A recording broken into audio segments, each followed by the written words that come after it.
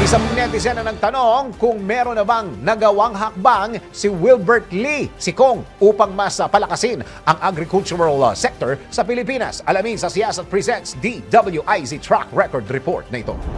Hello DWIZ Track Record, tanong ko lang kung si Wilbert Lee ba ay mayroon ng isinagawang hakbang upang mas palakasin ang agricultural sector sa Pilipinas? Talaga bang may nagawa na siya sa bayan? Alamin! Iboto ang tama, itama ang boto. Siyasat presents DWIZ Track Record. Ayon sa aming pagsisiyasat, iniakda ni Wilbert Lee ang House Bill No. 2419 o ang Agripreneur Scholarship Program Act na nilalayon na magtatag ng Integrated Agripreneur Scholarship Program o IASP at makipagtulungan sa private higher education institutions na bigyan ng scholarship ang mga karapat-dapat na estudyante mula sa state universities and colleges.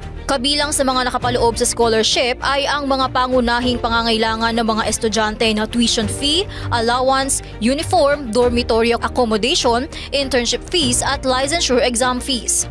Ang mga estudyanteng kwalipikado sa IASP ay ang mga natural-born Filipino citizen na naninirahan sa Pilipinas, mayroong hindi sapat na kita upang suportahan ang pag-aaral, graduate senior high school students at dapat na maipasa ang mga exam at requirements para sa degree na mayroong kaugnayan sa agrikultura.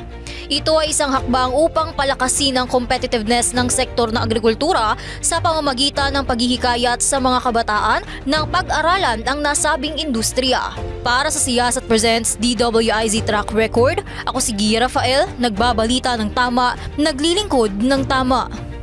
Ngayong alam mo na, gawa na ng listahan ng iboboto mo. Iboto ang tama, itama ang boto. Siyasat presents DWIZ Track Record. I-message mo na kami sa aming Facebook, TikTok or YouTube kung kaninong track record ang gusto mong ipacheck.